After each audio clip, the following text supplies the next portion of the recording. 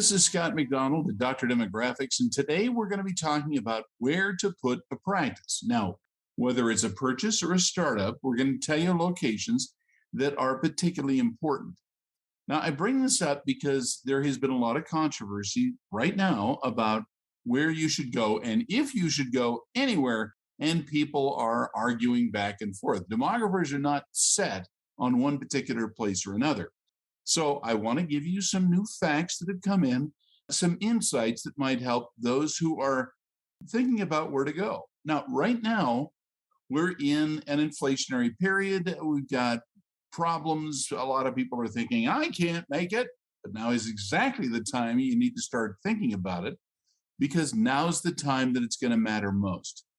Now, the theme today is go south, young man, go south. And let me explain a little bit about that. Horace Greeley was a newspaperman, and he's famous for saying in the 1800s, go west, young man, go west, because the future of the United States was lying in the West. Well, right now, not a lot is happening in the West. I mean, it's better than the East, but trust me, it's not looking great. And certainly the North is not the place to go. So in a post-pandemic world, where should you consider going? And the numbers are coming back. You got to go south. Where in the South? Well, that's the theme of our little conference now. So as I was saying, go south, young man, is kind of the theme of what we're talking about. It's where the numbers are coming in for the most solid places in the country to settle. Now, I'm not only talking about purchasing a practice. You see, when people graduate from school, they often wind up taking their first job.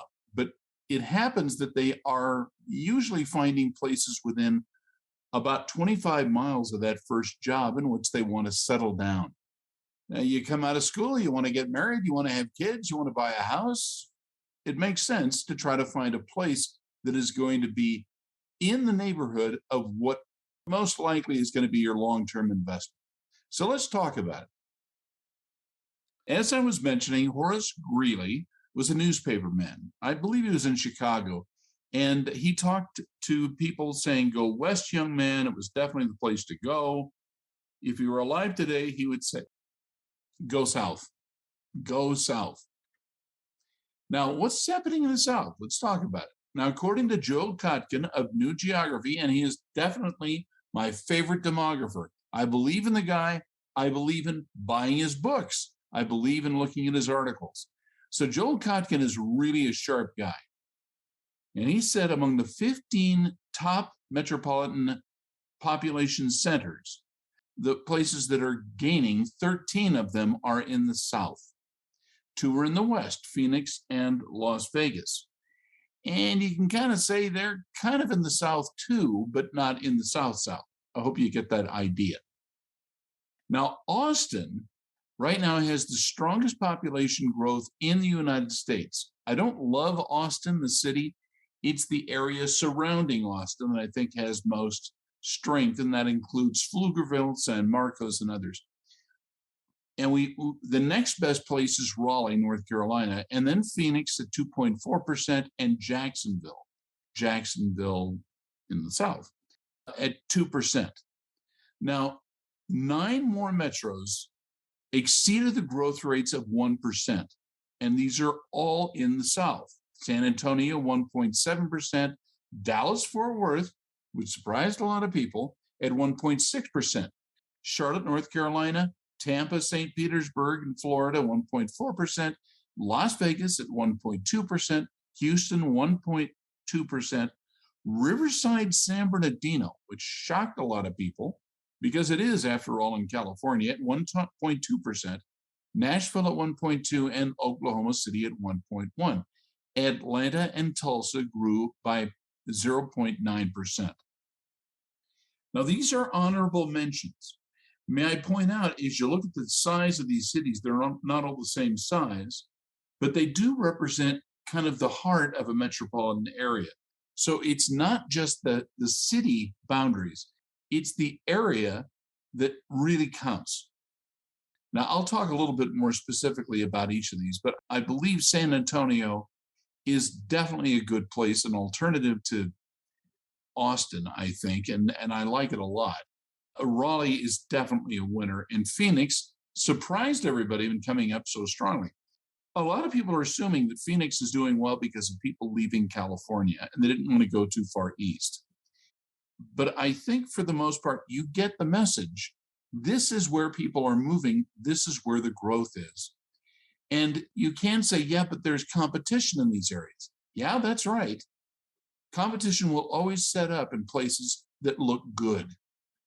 And that's what's happening here. Now, the largest percent population gains in the nation. I wanted to give you this chart, and it comes out of New Geography, the publication, and Joel Kotkin came up with it. The thing that was important to look at is the spaces between the numbers. Now, if we look at Austin, you can tell it's much ahead of Raleigh. But remember, Raleigh is a regional headquarter hub, and so is Phoenix. So you can't just say, well, they're little towns. Jacksonville is a little bit more of a smallish town. But remember, it's greater Jacksonville that I think is really showing strength just on the south side of town. If you look at Dallas Fort Worth, it continues to be a winner. Now, all of these places, all of them, including Tulsa, Oklahoma, are showing strength, but they're also showing diversity. One of the things they've got is they're affordable. And as you probably know, that's been one of the themes that I've been hitting heavily week by week. You got to go to places that it is affordable to live, where if you make money, you can keep it. Now, the largest population losses might be a nice contrast. San Francisco, and I'm not just talking about the city of San Francisco, but rather the region, and that includes Oakland, Alameda County, San Francisco, San Mateo. They're just not doing very well. San Jose, New York City, Los Angeles. Now, one of the things about these is they're very high income location. People are making a lot of money in San Francisco.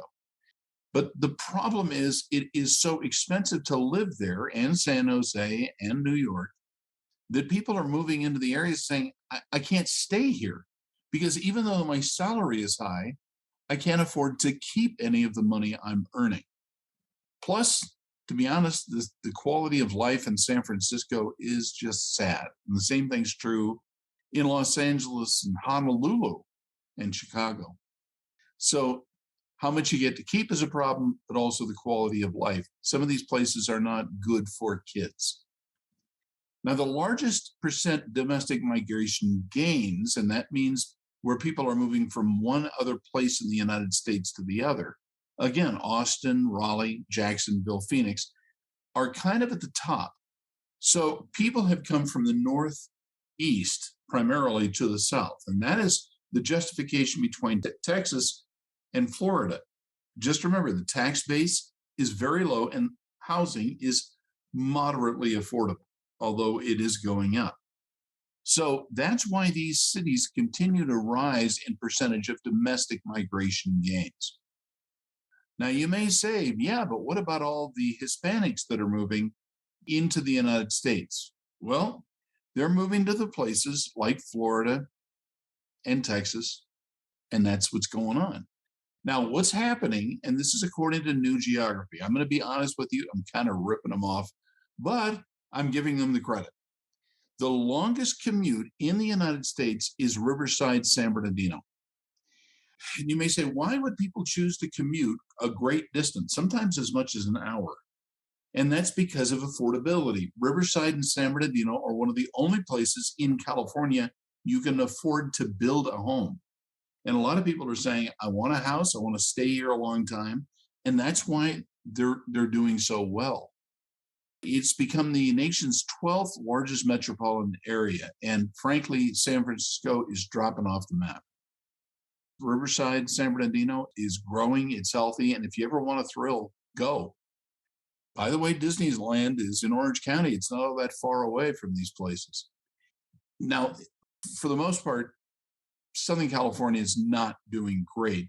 But if you are looking for Southern California, Riverside, San Bernardino is a place to go. All of you Loma Linda graduates know what I'm talking about. Now, Phoenix enters the top 10, and it's kind of passing Boston. Boston is just not doing great. It may be out of the top 10 for the first time since 1790. It has always been a big city and lots of growth and a great deal of excitement, but people are finding it a hard place to live. Honolulu reached 1 million people and everybody was thrilled and they popped the corks. But the problem is, Honolulu itself stopped, it like hit a wall. And building there in Honolulu is really tough. And it has also hit a big expense wall. It's expensive and taxes are high. Now, as we reported recently, despite the negative trends around the country, Columbus, Ohio, Indianapolis, Indiana, and Kansas City, Missouri, in Kansas, they posted huge gains in the population. Now, a lot of people from outside the United States have decided to move to these areas because they feel like, well, there's good blue collar work here. We can go into the meat packing plants or we can go into manufacturing. And that's why they're just kind of sucking up all those people who come from overseas and Mexico and South America. Now, like Seattle, Portland lost population and it's not doing particularly well. I'm going to tell you, I'm sad about it because I like Seattle and I like Portland. I think they're good quality locations. The problem is their local officials who they've elected have made policies that are making it hard to stay. Now, trouble in Colorado, meaning especially in Denver, is also a problem. Now, Colorado is a great state, but the problem is the one part of the state that is most struggling is Denver. Colorado Springs, love it. Pueblo, doing okay. But I got to tell you, the challenge isn't the state, the challenge is the metropolitan area. It's expensive, high taxes. Anyway, I'm just saying it has become a bit of an issue. Now, the Northeast seems to have lost its will to live. I say that with no pleasure at all. Because, I mean, let's face it, the Northeast has a lot going for it. But why is it doing poorly? Because regulations on energy and construction costs are rising a lot. And that makes the Northeast particularly difficult to live in. The cost of medical and dental schools is rising compared to other states. Now, you can go to medical school and dental school in a lot of different locations.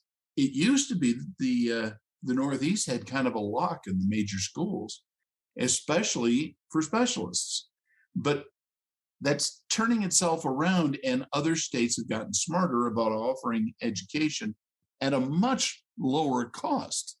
And so as a student, if you're kind of picking out, where do I want to go to grad school? Where do I want to go to medical or dental school? You're looking at places that are pricing themselves out of the market. The cost of living, including taxes, it's as though they're trying to defy gravity. Doesn't matter how much we charge. Everybody wants to live here. Not so much. And for that reason, it's a death wish. Now, practice startups are becoming rare in the Northeast. I'm not saying they aren't happening at all, but compared to other parts of the United States, the Northeast has got an uphill climb. People don't want to go there because the costs of living, of practice, of employment, and schools are becoming particularly hard. So the Northeast is pricing itself out of the market.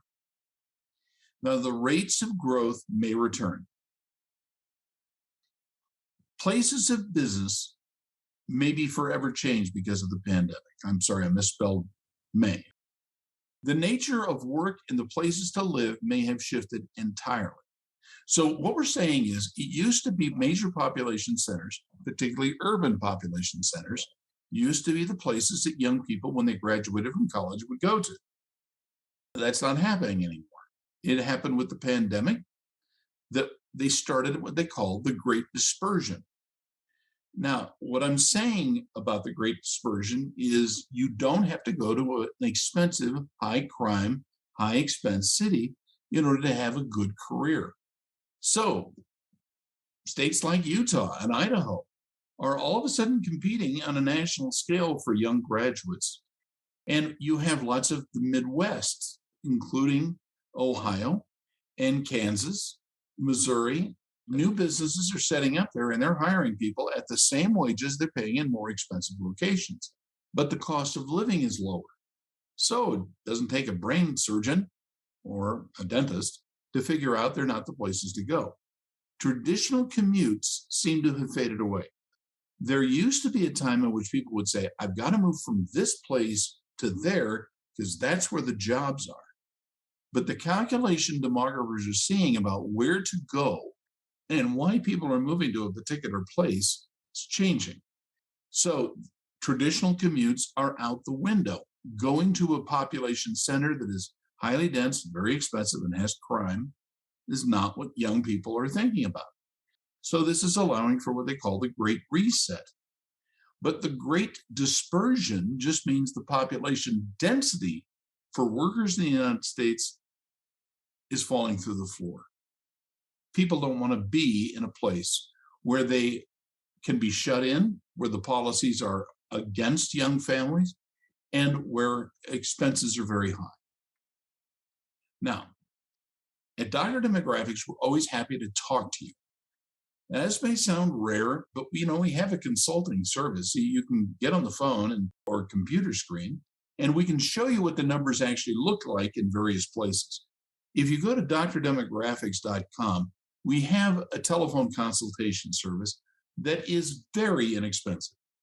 It's a place to go to talk, to say, well, what if I moved here? And my spouse happens to be in a program, a graduate program, or looking for a job. Help me figure out, is that my spouse? And am I going to be in a place that we can raise a family?